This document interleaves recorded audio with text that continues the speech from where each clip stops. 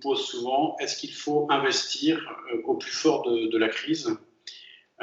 C'est une très bonne question. La réponse est oui. Oui, il faut investir maintenant. Pourquoi? Parce que c'est moins cher que quelques semaines en avant. Et à la fois, j'ai envie de vous dire, surtout, n'investissez pas maintenant, puisqu'on ne sait pas de quoi demain sera fait. On ne sait pas si la situation économique sera pire demain et qui va payer la facture.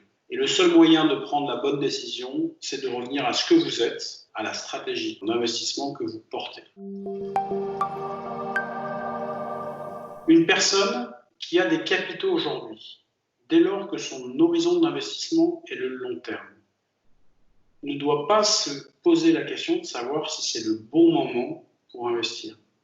Par nature, c'est le bon moment. Et de surcroît, effectivement, les marchés financiers ont baissé. Celui qui, en revanche, a une stratégie de court terme, des problématiques de trésorerie, un projet à financer, parce qu'il y a de l'incertitude, ne peut pas se permettre de prendre du risque. Et donc, il ne doit pas investir. Pour celui qui a du temps devant lui, sous réserve que son profil d'investisseur, son profil de risque, lui permette de supporter des fluctuations. Pourquoi des fluctuations? Parce que la vie n'est pas un long fleuve tranquille et on s'aperçoit que sur les marchés financiers, le marché va acheter l'espérance et va vendre la peur. Le meilleur moyen de se repositionner, c'est de se repositionner en plusieurs fois.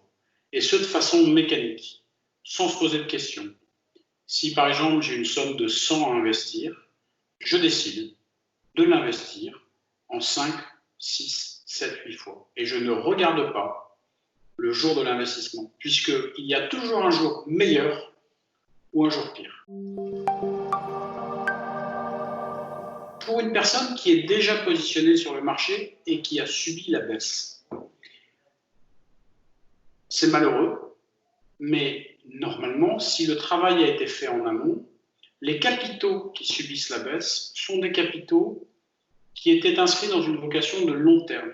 On est dans cette période négative, dans cette période mauvaise, où il faut garder son sang-froid et rester focalisé sur son horizon d'investissement. Pour celui qui est déjà investi, s'il a encore des liquidités à disposition, liquidités qui n'ont pas vocation à financer un projet de court terme, il peut être intéressant de se repositionner. Ou alors, si dans les actifs qui sont investis aujourd'hui, il y a des actifs qui sont positionnés sur des actifs relativement prudents, ces actifs ne capteront qu'un bout de la hausse.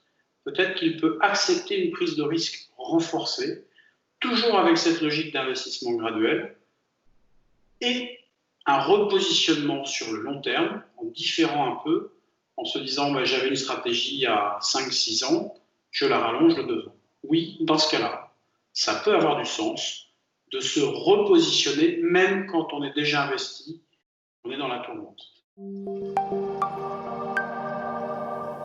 À chaque crise, beaucoup de personnes, et notamment les Cassandres, vont vous dire « on vous l'avait bien dit », et on rentre dans une zone de terre inconnue, on ne sait pas comment on va s'en sortir, il faudra des générations pour réparer le mal créé, etc. 2008 est un exemple fort où on était au bord d'une crise systémique. On a eu des comparaisons très hasardeuses avec 1929. Et finalement, quand on regarde l'histoire après 2008, l'histoire après 2011, 2013, dernièrement 2018, on s'aperçoit qu'il y a une résilience, que les excès sont corrigés, qu'effectivement, ce qui était mal valorisé ne remonte pas forcément, mais qu'avec le temps, les excès, à la hausse comme à la baisse, sont corrigés.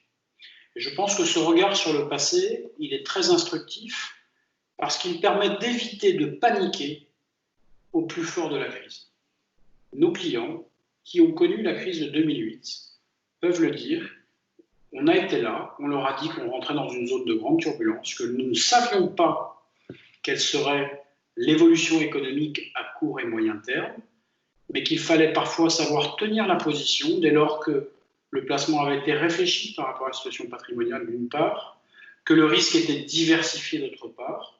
On n'était pas juste sur une thématique, la thématique à la mode, ça c'est un point important.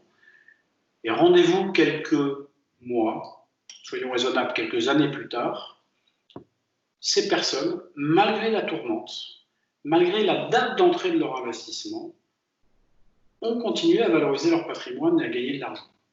Ce qui est certain, c'est que dans une crise, la peur est mauvaise conseillère.